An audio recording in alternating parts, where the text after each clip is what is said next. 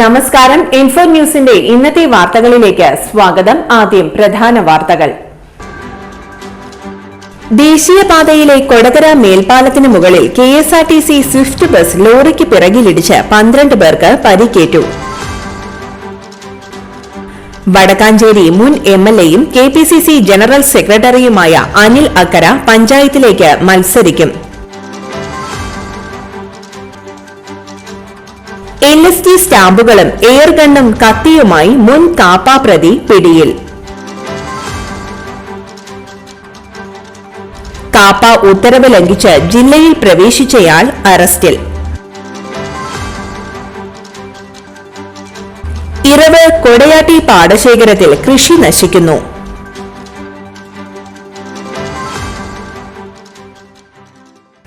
വിശദമായ വാർത്തയിലേക്ക്. ദേശീയപാതയിലെ കൊടകര മേൽപ്പാലത്തിന് മുകളിൽ KSRTC സ്വിഫ്റ്റ് ബസ് ലോറിക്ക് പിറകിലിടിച്ച് 12 പേർക്ക് പരിക്കേറ്റു. വ്യാഴാഴ്ച പുലർച്ചെ 3 മണിയോടെയായിരുന്നു അപകടം. തിരുവനന്തപുരത്ത് നിന്ന് സുൽത്താൻ ബത്തേരിയിലേക്ക് പോയിരുന്ന സ്വിഫ്റ്റ് ബസ്സാണ് മുന്നിൽ പോയിരുന്ന കണ്ടെയ്നർ ലോറിക്ക് പിറകിലിടിച്ചത്. ലോറി പെട്ടെന്ന് വേഗത കുറച്ചപ്പോൾ പിറകെ വന്നിരുന്ന ബസ് നിയന്ത്രണം വിട്ട് ഇടിക്കുകയായിരുന്നു എന്ന് പറയുന്നു. അപകടമുണ്ടായിട്ടും ലോറി നിർത്താതെ പോവുകയായിരുന്നു. പരിക്കേറ്റവരെ കൊടകരയിലെ സ്വകാര്യ ആശുപത്രിയിൽ പ്രവേശിപ്പിച്ചു. ആരുടെയും പരിക്ക് സാരമുള്ളതല്ല. കൊടകര പോലീസ് മേൽ നടപടികൾ സ്വീകരിച്ചു. വടക്കാഞ്ചേരി മുൻ MLAയും KPCC ജനറൽ സെക്രട്ടറിയുമായ അനിൽ അക്കര പഞ്ചായത്തിലേക്ക് മത്സരിക്കും. അടാട്ട് പഞ്ചായത്ത് 15ാം വാർഡിൽ നിന്നാണ് അനിൽ അക്കര ജനവിധി തേടുക. 2000 മുതൽ 2010 വരെയാണ് അനിൽ അക്കര അടാട്ട് ഗ്രാമപഞ്ചായത്ത് അംഗമായിരുന്നത്.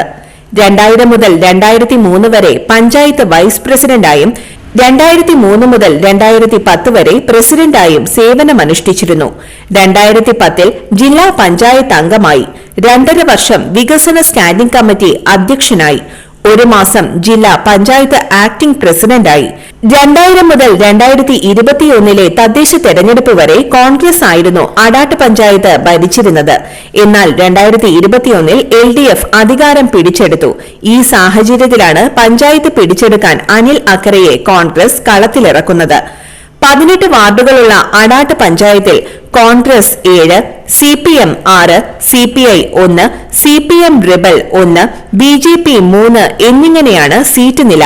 2016 തെരഞ്ഞെടുപ്പിൽ വടക്കാഞ്ചേരിയിൽ നിന്ന് മത്സരിച്ച് ജയിച്ചാണ് അനിൽ അക്കര നിയമസഭയിലെത്തുന്നത്. 45 വോട്ടിന്റെ ഭൂരിപക്ഷത്തിലായിരുന്നു വിജയം. എന്നാൽ 2021 CPM മണ്ഡലം പിടിച്ചെടുത്തു. 15,000-ഓളം വോട്ടുകൾക്ക് CPM സ്ഥാനാർത്ഥി സേവ്യർ ചിറ്റിലപ്പള്ളിയോടാണ് അനിൽ അന്ന് പരാജയപ്പെട്ടത്. LSD സ്റ്റാമ്പുകളും എയർഗണ്ണും കത്തിയുമായി മുൻ കാപ്പ പ്രതി പിടിയിൽ.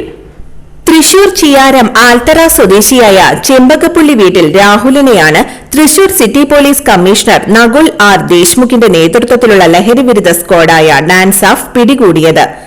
ഒല്ലൂരിൽ പ്രതി സഞ്ചരിച്ച വാഹനത്തെ പിന്തുടർന്ന സ്ക്വാഡ് അംഗങ്ങൾ വാഹനം തടഞ്ഞ് പ്രതിയെ പരിശോധിക്കുന്നതിനിടയിൽ പ്രതി കത്തിയെടുത്ത് സ്ക്വാഡ് അംഗങ്ങളെ ആക്രമിക്കാൻ ശ്രമിക്കുകയും സ്ക്വാഡ് അംഗങ്ങൾ ബലപ്രയോഗത്തിലൂടെ തടഞ്ഞ് പ്രതിയെ അതിവിദഗ്ധമായി കീഴ്പ്പെടുത്തുകയുമായിരുന്നു. കാപ്പ ഉത്തരവ് ലംഘിച്ച് ജില്ലയിൽ പ്രവേശിച്ചയാൾ അറസ്റ്റിൽ. മുരിങ്ങൂർ ആറ്റപ്പാടം കുഴിപ്പിള്ളി വീട്ടിൽ സന്തോഷിനെയാണ് കൊരട്ടി പോലീസ് അറസ്റ്റ് ചെയ്തത്. 6 മാസത്തേക്ക് ജില്ലയിൽ പ്രവേശിക്കുന്നതിന് നിയന്ത്രണ ഉത്തരവ് നിലനിൽക്കെ ഇയാൾ വീട്ടിലെത്തിയിരുന്നു. കോടതിയിൽ ഹാജരാക്കിയ പ്രതിയെ റിമാൻഡ് ചെയ്തു.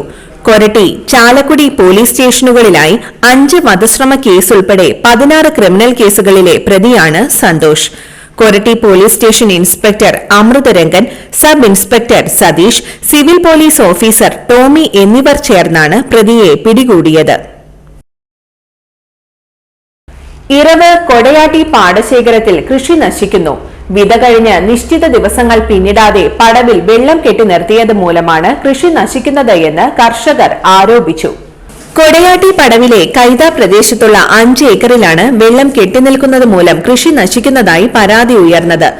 സമീപത്തുള്ള പൂത്തോൾ, മൂലക്കോൾ എന്നീ പടവുകളിൽ ഞാറു നടുന്നതിന് സൌകര്യം ഒരുക്കുന്നതിനു വേണ്ടിയാണ് പാടശേഖര സമിതി വെള്ളം കെട്ടി നിർത്തിയിട്ടുള്ളതെന്നാണ് ആരോപണം.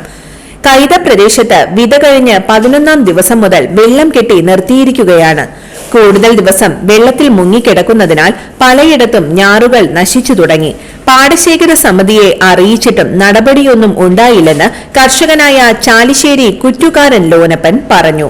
അതേസമയം കർഷകർ ഉന്നയിച്ച പരാതി അടിസ്ഥാനരഹിതമാണെന്ന് പടവ് സെക്രട്ടറി കെ ഉണ്ണികൃഷ്ണൻ വിശദീകരിച്ചു. കൃഷി ആരംഭിച്ച ശേഷം 4 ദിവസം പാടശേഖരത്തിൽ വെള്ളം കെട്ടിനിർത്തുന്നത് പതിവാണെന്നും പടവ് സെക്രട്ടറി വ്യക്തമാക്കി. ഇന്നത്തെ സ്വർണ്ണവില നിങ്ങൾക്കായി സമർപ്പിക്കുന്നത് ഇവാനിയ ഗോൾഡ് തൃശൂർ. നിങ്ങളുടെ പഴയ സ്വർണ്ണാഭരണങ്ങൾ ഉയർന്ന വിലയ്ക്ക് എടുക്കപ്പെടും. ബാങ്ക്, ധനകാര്യ സ്ഥാപനങ്ങളിൽ പണയം വെച്ചതോ കൈവശം ഉള്ളതോ ഏതുമാകട്ടെ, നിങ്ങളുടെ സ്വർണ്ണാഭരണങ്ങൾ എടുത്തു വിൽക്കാൻ ഞങ്ങൾ സഹായിക്കുന്നു. 100% വിശ്വസ്തവും സുതാര്യവുമായ സേവനം ഞങ്ങൾ ഉറപ്പു നൽകുന്നു. ഇവാനിയ ഗോൾഡ് തൃശൂർ.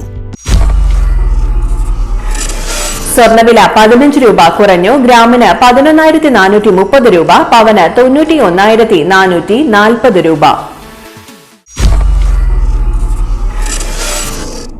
ഇന്നത്തെ കാലാവസ്ഥ.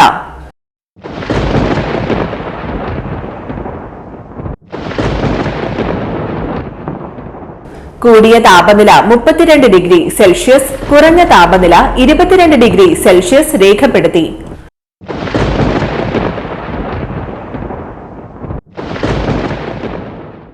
പ്രധാന വാർത്തകൾ ഒരിക്കൽ കൂടി. ദേശീയപാതയിലെ കൊടകര മേൽപ്പാലത്തിന് മുകളിൽ KSRTC സ്വിഫ്റ്റ് ബസ് ലോറിക്ക് പിറകിലിടിച്ച് 12 പേർക്ക് പരിക്കേറ്റു. വടക്കാഞ്ചേരി മുൻ MLAയും KPCC ജനറൽ സെക്രട്ടറിയുമായ അനിൽ അക്കര പഞ്ചായത്തിലേക്ക് മത്സരിക്കും.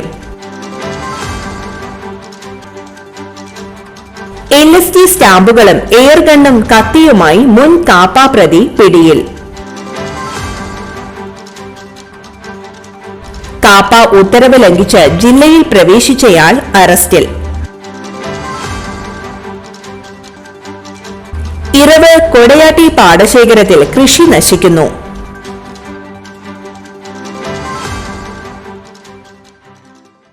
ഇതോടെ ഇന്നത്തെ വാർത്തകൾ പൂർണ്ണമാകുന്നു. ഇന്നത്തെ വാർത്തയുടെ പുനർസംപ്രേക്ഷണം രാത്രി 10:30-നും 11:30-നും, രാവിലെ 6:30, 7:30, 8:30, ഉച്ചയ്ക്ക് 12 മണി എന്നീ സമയങ്ങളിൽ ഉണ്ടായിരിക്കും. തൃശൂർ ജില്ലയിലെ മുഴുവൻ വാർത്തകളും എൻഫോർഡ് ന്യൂസ് എന്ന യൂട്യൂബ് ചാനലിലും ഫേസ്ബുക്ക് പേജിലും ലഭ്യമാണ്.